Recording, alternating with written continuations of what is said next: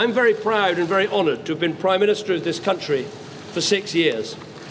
I believe we've made great steps, with more people in work than ever before in our history, with reforms to welfare and education, increasing people's life chances, building a bigger and stronger society, keeping our promises to the poorest people in the world, and enabling those who love each other to get married, whatever their sexuality. But above all, restoring Britain's economic strength.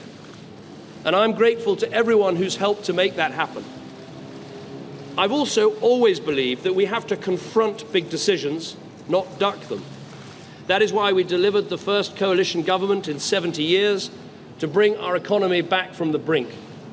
It's why we delivered a fair, legal and decisive referendum in Scotland.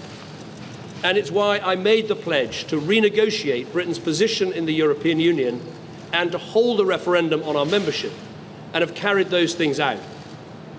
I fought this campaign in the only way I know how, which is to say directly and passionately what I think and feel, head, heart and soul. I held nothing back. I was absolutely clear about my belief that Britain is stronger, safer and better off inside the European Union. And I made clear the referendum was about this and this alone, not the future of any single politician, including myself. But the British people have made a very clear decision to take a different path. And as such, I think the country requires fresh leadership to take it in this direction. I will do everything I can as Prime Minister to steady the ship over the coming weeks and months. But I do not think it would be right for me to try to be the captain that steers our country to its next destination. This is not a decision I've taken lightly, but I do believe it's in the national interest to have a period of stability and then the new leadership required.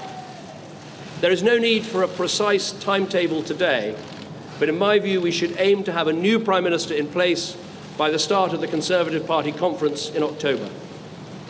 Delivering stability will be important, and I will continue in post as Prime Minister with my Cabinet for the next 3 months. The Cabinet will meet on Monday. The Governor of the Bank of England is making a statement about the steps that the Bank and the Treasury are taking to reassure financial markets. We will also continue taking forward the important legislation that we set before Parliament in the Queen's speech. And I've spoken to Her Majesty the Queen this morning to advise her of the steps that I'm taking. A negotiation with the European Union will need to begin under a new Prime Minister.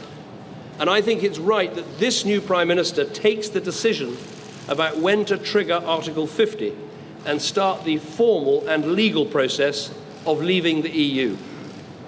I will attend the European Council next week to explain the decision the British people have taken and my own decision.